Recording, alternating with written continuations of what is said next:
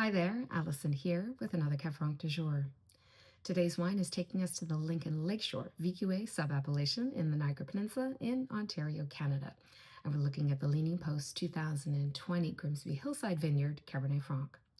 Leaning Post was founded in 2009, initially as a virtual winery, and it is the pride and joy of husband and wife team Ilya and Nadia Senchuk. Before starting Leaning Post, Ilya made wine for the better part of a decade or so at several wineries across the Niagara Peninsula. And today, Leaning Post is widely considered one of the elite wine producers, not only in the Niagara Peninsula, but across Canada as a whole.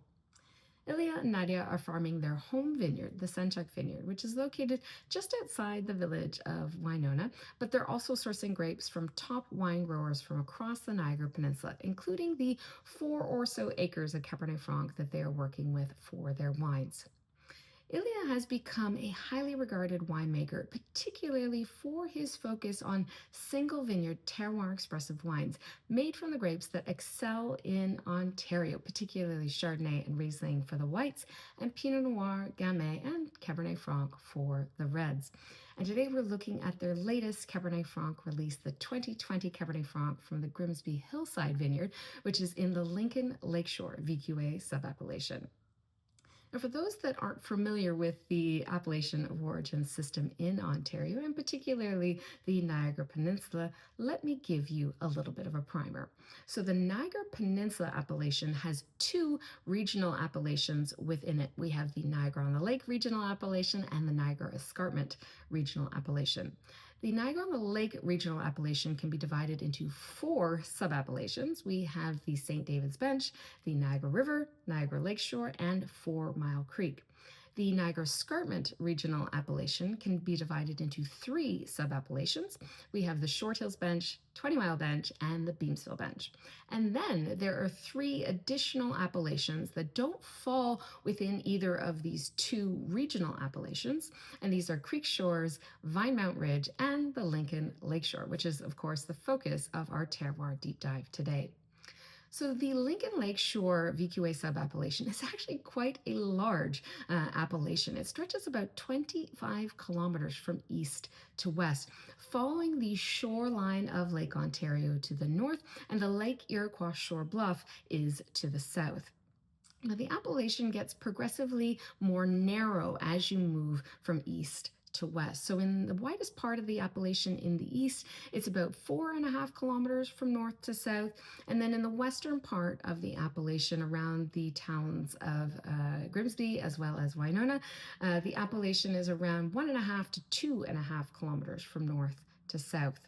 Now, it is a large appellation, and to put that into perspective, the Niagara-on-the-Lake regional appellation, it's about 12 kilometers wide from east to west and about 10 kilometers from north to south, and it is divided into 4 distinct sub-appellations.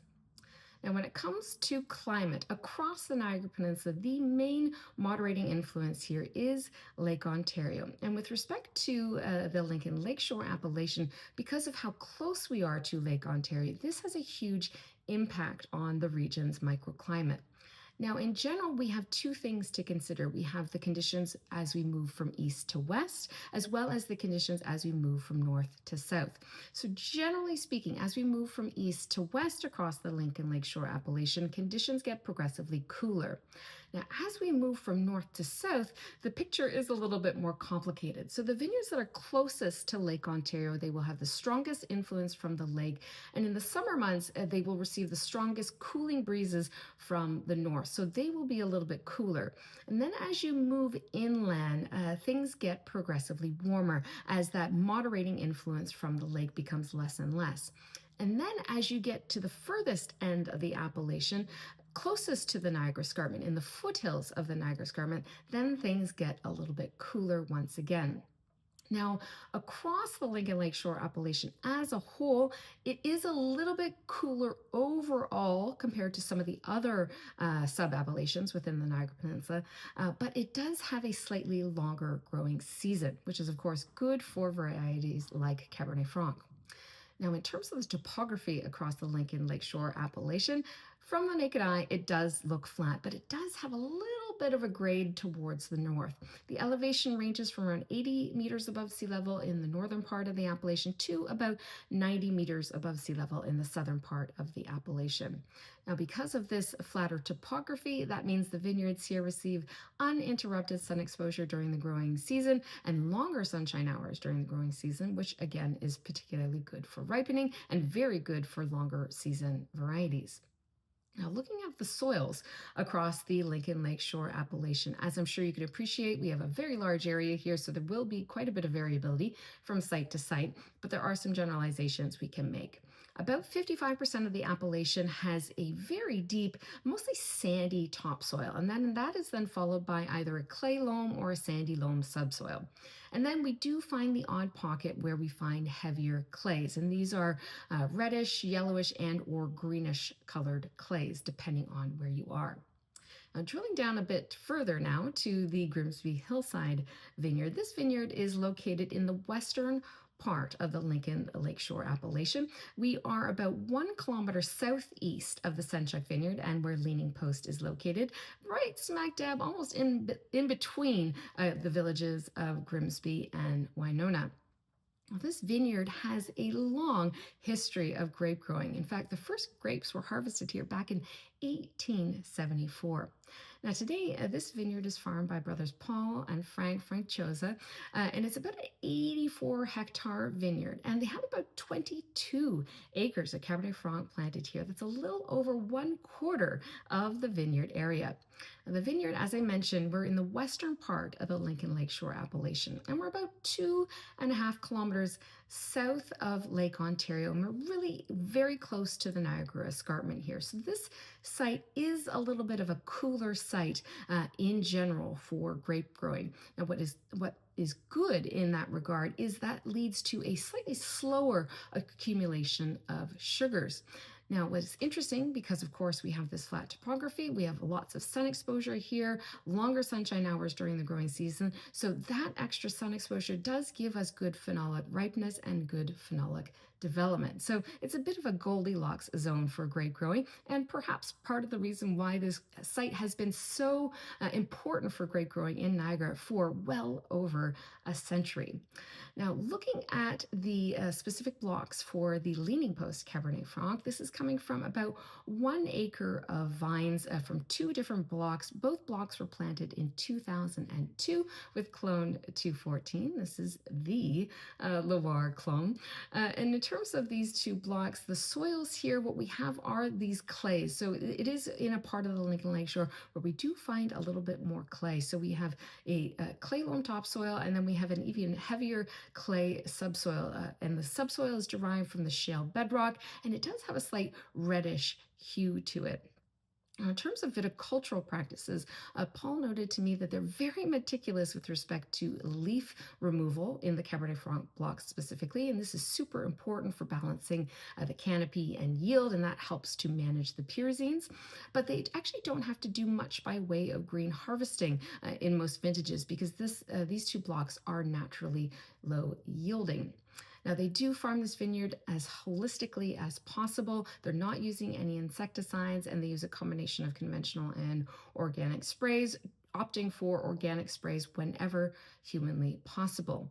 Now, if you're watching this and you are in Ontario and the Grimsby Hillside Vineyard is not one that you have ever heard of, this is a vineyard that you need to put on your radar. In recent vintages, this vineyard has quickly escalated to become widely considered a Grand Cru level site in the Niagara Peninsula, not only for Cabernet Franc, but for some of the other varieties that are planted here.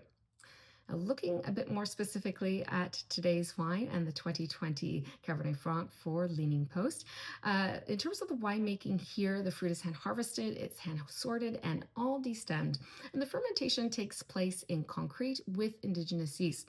The fruit will undergo a cold soak for about 5 days in advance of the alcoholic fermentation kicking off. And during that cold soak, they will do some punch downs, and this will help to extract color as well as nice flavor, but not tannin. And then they'll switch to gentler pump overs during the active fermentation phase. And then in the post-fermentation maceration, they will do some more punch downs. And this is really to get a balanced approach with the extractions to maximize extractions, but be as gentle as possible. Now, in terms of the aging for this wine, the aging is in a combination of French and American oak barrels. About 30% of that is new, and mostly barriques. They are using one 500-liter puncheon, and the aging is for about 21 months in total. So let's dive into this Cabernet Franc. So the nose is really inviting out of the top. It's lifted, it's clean, it's fresh. I would say it has a nice balanced profile in terms of the fruits as well as the pyrazines, the herbal undertones. If anything, it leans a little bit more earthy and savory, which I totally dig. And I would say the fruit profile leans a bit more in the red fruit spectrum. Yeah, I'm getting kind of sweet tart fruits, stuff like raspberries. There's a little bit of sour cherry here. There's a little bit of red plum. Touch of dried wild blueberry as well. And I like the pyrazine profile. Super, super classic Niagara Cabernet Franc. There's a little bit of mint here, a touch of rosemary, so there's a little bit of a menthol kind of edge. Then I'm getting a bit of cedar, cedar leaves and cedar wood. And then there's a touch of tobacco, which for me is one of those signature notes for Niagara Cabernet Franc. And I would have to say that the nose is really integrated. As I mentioned, this saw about 30% new oak, and it was aged entirely in oak, but the oak is really beautifully integrated. Nothing super oaky is jumping out on the nose. There is a lovely spice fragrance to the nose, like kind of classic baking spices, a little bit of sandalwood, but in general, it's really nicely integrated. There's even a little bit of a floral note on the nose, which I quite like, kind of reminiscent of peonies. Yeah, smells fantastic. And it does have a nice riper profile. 2020 was a warmer vintage for sure, but it does not show any signs of over ripeness at all whatsoever.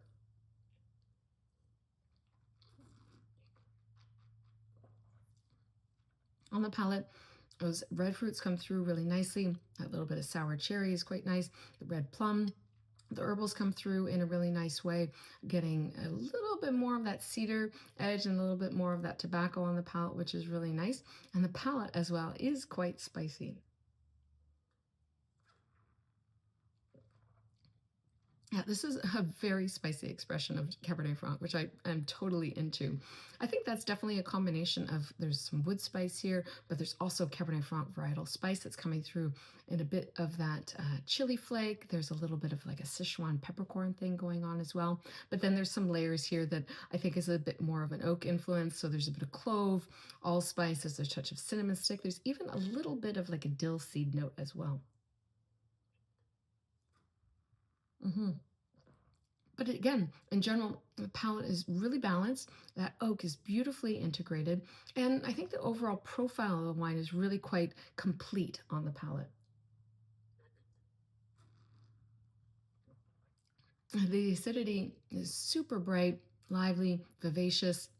There's a nice mouth-watering impact on the finish. There's even a little bit of a juicy character on the finish as well.